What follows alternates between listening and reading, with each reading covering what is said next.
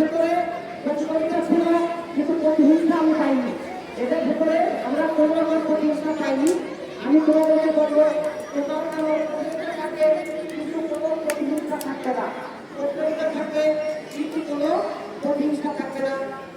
এভাবে আমাদের সাথে একটা আমাদের এগিয়ে যায়।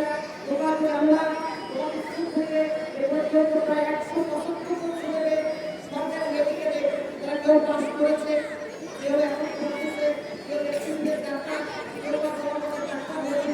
গত বছর আমাদের ছেলেমেয়েরা মেডিকেলে চান্স পেয়েছিল, তার আগের বছরও পেয়েছিল।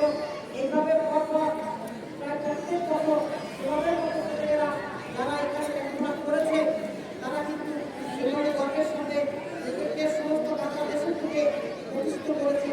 আমি চাইবো তোমরাও ভবিষ্যতে যারা সামনে দাঁড়িয়ে আছো, যারা আমরা যারা এখানে আগামী বছর তিন ছেলেমেয়েদের এখানে পরিচয় করতে পারি, তারপরে বছর পারি, তারপরে বছর পারি, এইভাবে পর্যায়ে করে করতেই থাকবে ইনশাআল্লাহ। সবাইকে ধন্যবাদ।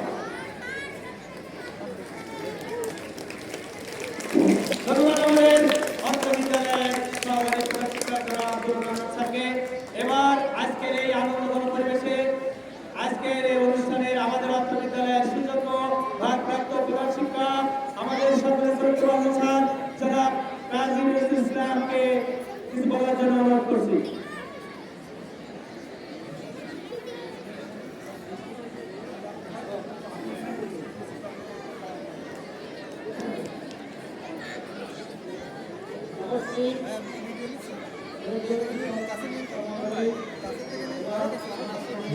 একদম কাছে যে একটু ভিডিওটা নাম্বারটা দিয়ে দেবেন।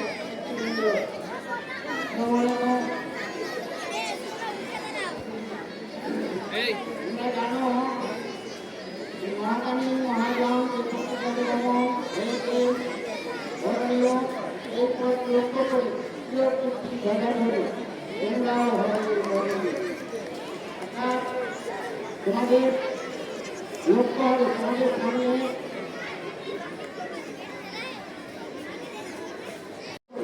এরা হবে তোমাদের জীবনের সেরার পথের কাছেও।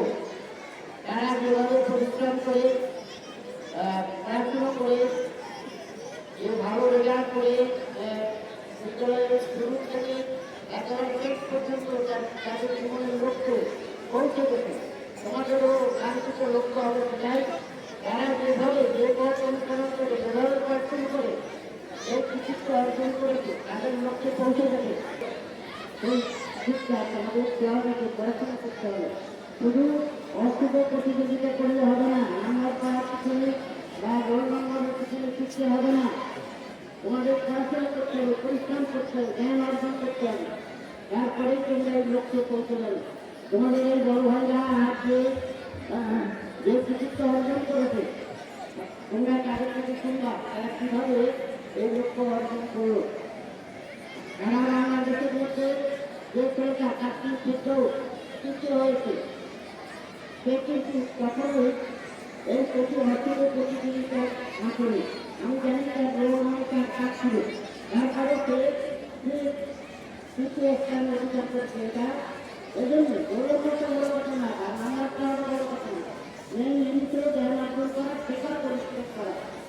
আশা করি তোমরা সেইটা লক্ষ্য রেখে মানে আমাদের জীবনটাকে জ্ঞান অর্জন করে পড়াশোনা করে জীবনটাকে এগিয়ে নিয়ে যাই, এটাই আমি কামনা করি। তোমাদের জন্য দোয়া আছে।